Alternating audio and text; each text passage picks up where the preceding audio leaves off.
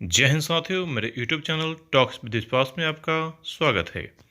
Current affairs सह समान अध्ययन मुद्दा श्रृंखला के अंतर्गत आज हम लोग देखेंगे राष्ट्रीय हरित न्यायाधिकरण या अधिकरण अर्थात NGT के बारे में।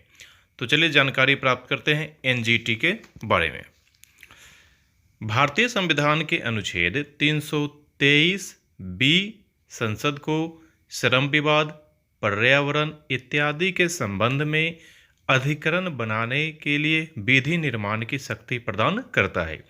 तो भारतीय संविधान का अनुच्छेद है 323B जो संसद को श्रम विवाद, पर्यावरण इत्यादि के संबंध में एक विशेष अधिकरण बनाने के लिए विधि निर्माण की शक्ति प्रदान करता है। और इसी के अंतर्गत भारत सरकार ने पर्यावरण संबंधी मुद्दों का तीव्र गति से निपटारा करने के उद्देश्य से 18 अक्टूबर 2010 को एक वैधानिक निकाय के रूप में राष्ट्रीय हरित न्यायाधिकरण की स्थापना की है।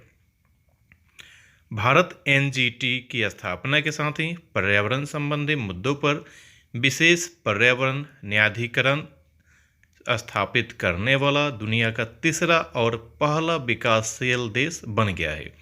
तो भारत जो है इस प्रकार का न्यायाधिकरण स्थापित करने वाला पहला विकासशील देश और दुनिया का तीसरा देश बन गया है।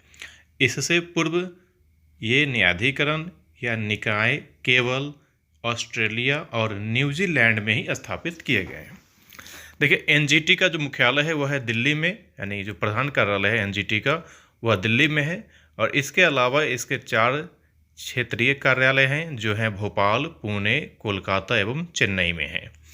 राष्ट्रीय हरित अधिकरण अधिनियम के अनुसार NGT के लिए यह अनिवार्य है कि उसके पास आने वाले पर्यावरण संबंधी मुद्दों का निपटारा 6 महीने के अंदर हो जाना चाहिए। यानी NGT में जो भी जैसी भी शिकायतें आएंगी उनका निपटारा अधिकतम 6 महीने के अंदर किया जाना नितांत आवश्यक है।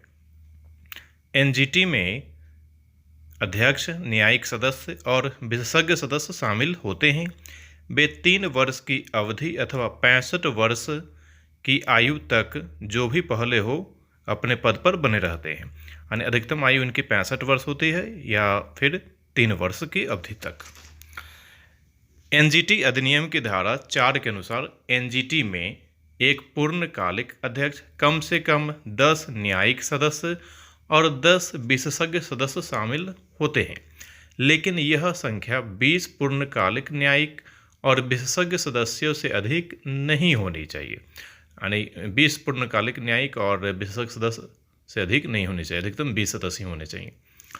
देखिए, राष्ट्रीय हरित न्यायाधिकरण एक विशिष्ट निकाय है जो पर्यावरण विवादों के निपटाने के लिए आवश्यक सभी तंत्रों से सुसज्जित है।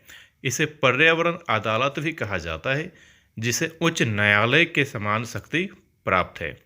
तो राष्ट्रीय हरित न्यायाधिकरण को हम पर्यावरण अदालत के नाम से भी जानते हैं और इसे उच्च न्यायालय के बराबर ही शक्ति प्राप्त है। NGT के स्थापना के उद्देश्य हैं, पहला उद्देश्य है कि पर्यावरण से संबंधित मामलों का प्रभावी एवं शीघ्र निपटारा किया जाना चाहिए। और दूसरा है कि पर्यावरण कानून को लागू कराना, पर्यावरण अधिकारों का संरक्षण और अंततः पर्यावरण का संरक्षण। यानी इस NGT का जो स्थापना का उद्देश्य जो है वह है पर्यावरण संरक्षण, और जो कानून है पर्यावरण से संबंधित उनका क्रियान्वयन प्रभावी रूप में करवाना। NGT सिविल प्रक्रिया संहिता 1908 के अंतर्गत निर्धारित प्रक्रिया द्वारा बाध्य नहीं है, लेकिन नैसर्गिक न्याय अर्थात जो प्राकृतिक न्याय है उसके सिद्धांतों द्वारा निर्देशित किया जाता है ना।